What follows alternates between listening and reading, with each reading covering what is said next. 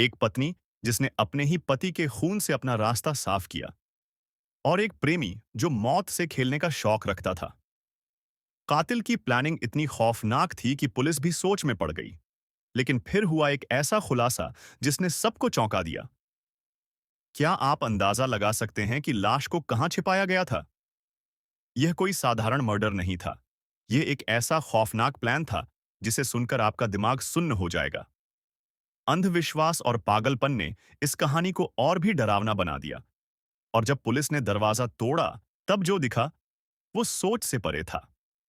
नमस्कार दोस्तों, मेरा नाम है ओम प्रकाश और आप देख रहे हैं क्राइम एंड मिस्ट्री, जहां हर कहानी सिर्फ कहानी नहीं, बल्कि एक डरावनी हकीकत होती है। अगर आप इस तरह की रहस्यमयी कहानियों में दिलचस्पी रखते हैं, तो चैनल को सब्सक्राइब करें और बेल आइकन दबाएं, क्योंकि जो कहानी आप अभी सुनने वाले हैं, वो आपको झकझोर कर रख देगी। तो चलिए, कहानी शुरू करते हैं।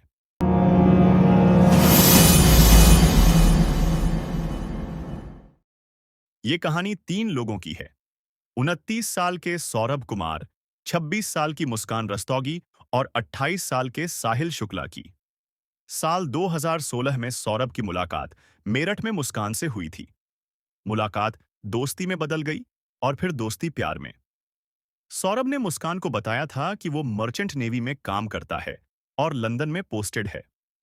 मुस्कान शादी के लिए तैयार थी, लेकिन सौरभ के घर वाले मुस्कान से उसकी शादी के लिए तैयार नहीं थे। सौरभ ने घर वालों की मर्जी के खिलाफ जाकर मुस्कान से शादी कर ली। शादी के बाद वो 6 महीने के लिए लंदन चला गया। बाद में पता चला कि सौरभ मर्चेंट नेवी में नहीं, बल्कि लंदन की किसी बेकरी में काम करता है। उसकी माली हालत भी ज्यादा अच्छी नहीं थी। इधर सौरभ और मुस्कान को तब तक एक बेटी हो चुकी थी। बेटी होने के बाद अब सौरभ के घर वाले भी उसके करीब आने लगे थे। मगर तभी कहानी में एक नया ट्विस्ट आ जाता है। सौरभ ज्यादातर लंदन में रहता था और मुस्कान अकेली अपनी बेटी के साथ किराए के मकान में।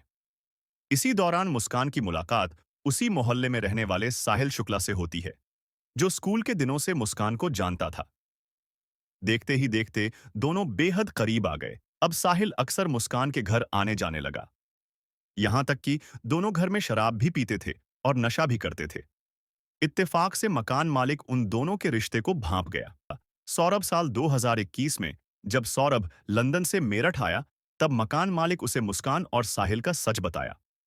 इस बीच दोनों के कुछ चैट पर भी सौरभ की नजर पड़ी। फिर सौरभ और मुस्कान में झगड़ा हो गया। बात तलाक तक पहुंची। सौरभ मुस्कान को अब तलाक देना चाहता था। इन्हीं झगड़ों के बीच 2023 में सौरभ फिर से लंदन चला गया। अब मुस्कान और साहिल आजाद थे। फिर पूरे 2 साल बाद फरवरी 2025 में ये आजादी खत्म होने वाली थी, क्योंकि सौरभ 24 फरवरी को लंदन से 2 साल बाद मेरठ अपने घर लौट रहा था। 25 फरवरी को मुस्कान का बर्थडे था। वो उसका बर्थडे मनाने के लिए आ रहा था। लेकिन इधर मुस्कान कुछ और ही प्लान करके बैठी थी। उसका इरादा ठीक बर्थडे वाले दिन, यानी 25 फरवरी को ही सौरभ को मार डालने का था। मगर ऐसा हो ना सका। 25 फरवरी वाली प्लानिंग फेल हो गई और सौरभ बच गया। मगर मुस्कान और साहिल अगली प्लानिंग में जुट गए थे।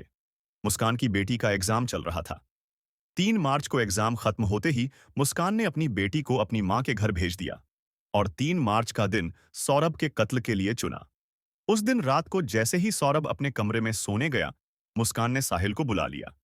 इसके बाद पहले मुस्कान ने सौरभ के सीने पर तेज धार खंजर से वार किया, क्योंकि साहिल चाहता था कि सौरभ के सीने पर पहला वार उर्पत्नी मुस्कान ही करे। फिर साहिल चाकू लेकर सौरभ पर टूट पड़ा। सौरभ पूरी ताकत से लड़ने की कोशिश कर रहा था, लेकिन वो हार गया। मुस्कान उसकी मौत का तमाशा देखती रही। कुछ ही मिनटों में सौरभ की सांसें थम चुकी थीं। कत्ल के बाद अब लाश ठिकाने लगाने की बारी थी, तो उसकी प्लानिंग भी पहले से हो चुकी थी। इसके बाद साहिल और मुस्कान ने मिलकर एक प्लास्टिक का बड़ा ड्रम खरीदा। फिर उन दोनों ने बाथरूम में सौरभ की लाश के टुकड़े किए, उन्हें एक बोरे में भरा और उस बोरे को बड़े ड्रम में डाल दिया। फिर उस ड्रम को सीमेंट का घोल डालकर भर दिया, यानी वो ड्रम सौरभ की ठोस कब्र बन चुका था। इसके बाद वो दोनों साहिल के घर जाकर आराम से सो गए।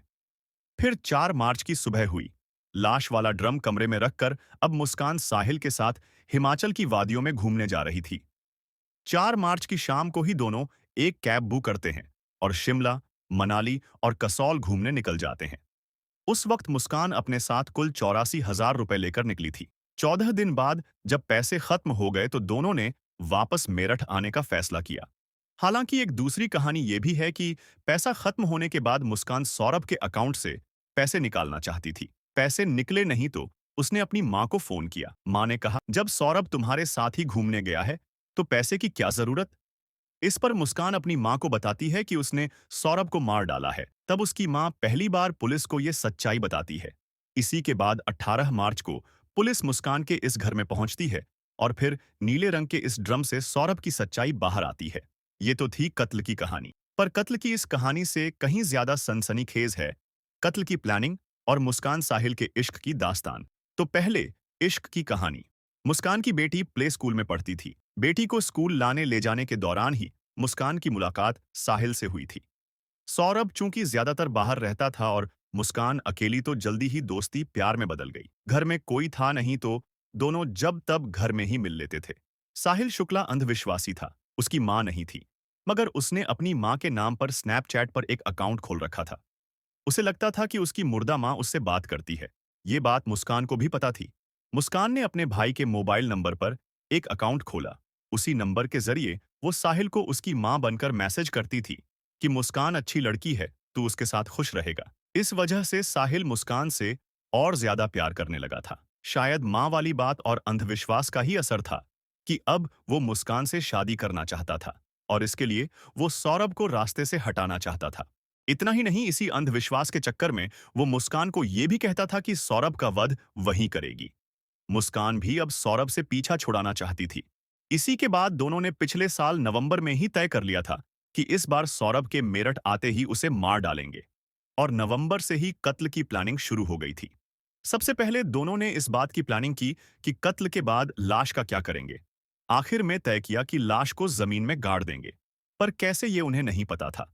इसके लिए अब दोस्तों से पूछताछ करने लगे थे, मगर दूसरी तरह से। जब लाश दफनाने वाला आइडिया काम नहीं आया, तब उन्होंने दो और आइडियाज पर काम किया।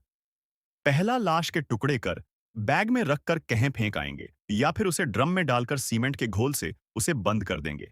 ड्रम वाला आइडिया साहिल का था। 25 फरवरी को मुस्कान कार दिन आता है, लिहाजा सौरभ ने 24 फरवरी को लंदन से मेरठ लौटने का प्लान बनाया। ये बात मुस्कान ने साहिल को बताई। इसी के बाद तय हुआ कि ठीक बर्थडे वाले दिन ही सौरभ का कत्ल होगा। प्लानिंग ये थी कि शराब में बेहोशी की दवा मिलाकर उसे पिला देंगे, फिर मार डालेंगे। मगर उस रात सौरभ ने शराब पी ही नहीं। 25 फरवरी वाला आइडिया यानी पहली कोशिश नाकाम रही। अब मौत की दूसरी तारीख 3 मार्च तय की गई, क्योंकि उस दिन मुस्कान और सौरभ की बेटी का एग्जाम खत्म होना था और फिर बेटी को मुस्कान को अपनी मां के घर भेजना था। प्लान के तहत मुस्कान पहले से ही दुकान से 800 रुपए में 2 चाकू खरीद कर लाई थी। दुकानदार को शक ना हो, इसलिए कहा कि मुर्गा काटने के लिए चाकू चाहिए। फिर 3 मार्च की रात आई। इस बार शराब की जगह मुस्कान ने सौरभ का पसंदीदा खाना कोफ्ता बनाया और उसी में बेहोशी की दवा मिला दी। जब सौरभ बेहोश हो गया, तब देर रात मुस्कान ने साहिल को घर बुलाया और फिर सौरभ के सीने पर पहला वार मुस्कान ने ही किया, क्योंकि सौरभ अंधविश्वासी था और चाहता था कि सौरभ का वध मुस्कान करे। ये साहिल का अंधविश्वास ही था कि उसने कत्ल के बाद सौरभ की दोनों हथेलियां काटी थीं और फिर उसका सिर और हथेलियां अपने साथ बैग में रखकर घर ले गया था। दोनों ने यह भी पहले से तय कर लिया था कि कत्ल के बाद वो शिमला चले जाएंगे और सबको यही लगेगा मुस्कान और सौरभ साथ घूमने गए हैं। कत्ल के बाद सौरभ का फोन भी मुस्कान के पास था। वो सौरभ के फोन से ही उसके भाई बहन को मैसेज करती या मैसेज का रिप्लाई देती, ताकि सभी को यह लगे कि मैर सौरभ भेज रहा है। पर किस्मत का खेल कहिए या फरेब, बकौल मेरठ पुलिस मुस्कान सौरभ का कत्ल तो करना चाहती थी, पर वो साहिल से शादी नहीं करना चाहती थी और साहिल ये सब कुछ सिर्फ मुस्कान से शादी करने के लिए कर रहा था। यानी कहानी का क्लाइमैक्स शायद और भी हो सकता था।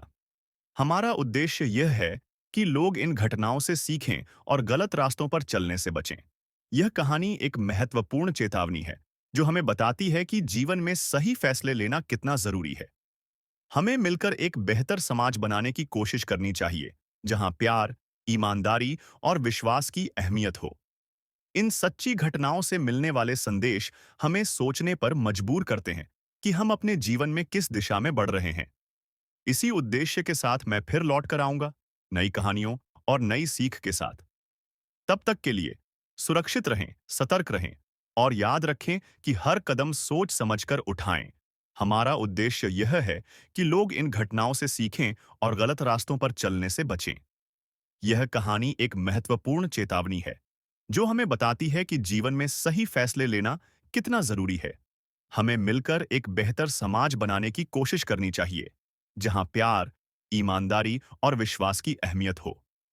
इन सच्ची घटनाओं से मिलने वाले संदेश हमें सोचने पर मजबूर करते हैं कि हम अपने जीवन में किस दिशा में बढ़ रहे हैं। इसी उद्देश्य के साथ मैं फिर लौट कर आऊंगा, नई कहानियों और नई सीख के साथ। तब तक के लिए सुरक्षित रहें, सतर्क रहें और याद रखें कि हर कदम सोच समझकर उठाएं।